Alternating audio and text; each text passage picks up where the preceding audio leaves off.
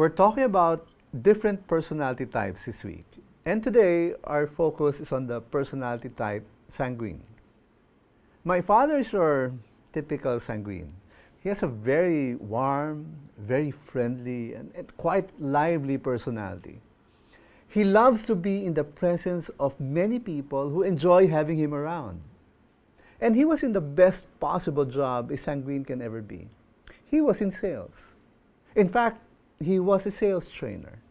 And so every week, he'd be in the presence of an incredible number of sanguine people. And it is his job to inspire, to energize, and lift up their spirits. A job that he truly loved. Kung hahanapin mo ang tatay ko sa isang opisina, hanapin mo lang kung saan may maraming taong nagtatawanan at may maririnig ka na malaki at malalim na boses na nangingibabaw sa boses ng lahat. Tatay ko yun. That's my dad, all right. He never had a lack of friends. Because he is always optimistic, people always wanted to be with him, to listen to him talk and be inspired. I believe that had my father decided to run for public office, he'd be able to get not a few people voting for him. I know many sanguine people, and they are very much like my father. They share his immense capacity to enjoy friends. They live life to the full, and they have a very optimistic view of life. But just like my dad, they have their weak side. They don't like being alone. They can also have a lack of rigor and discipline at work. Deadlines tend to be missed. They'd rather take shortcuts. And they sometimes come on as being egotistical. And they're driven so much by their emotions and by their relationships with people.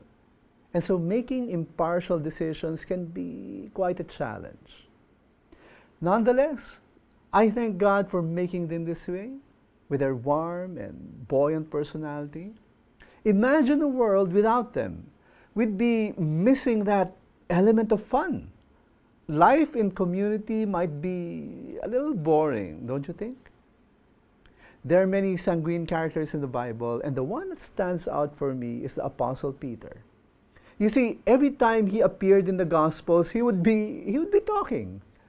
That's very typical sanguine. And there's this scene in the Bible where the boldness of his personality really came out.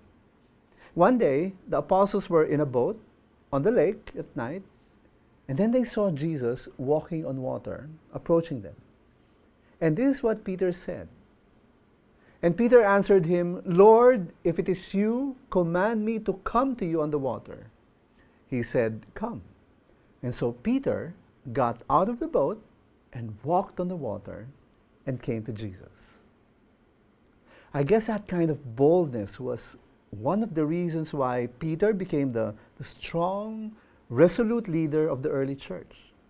By the time he was filled by the Holy Spirit, he became a fearless champion for the faith. Many sanguines do not finish what they start, but Peter did, and even gave up his life for it.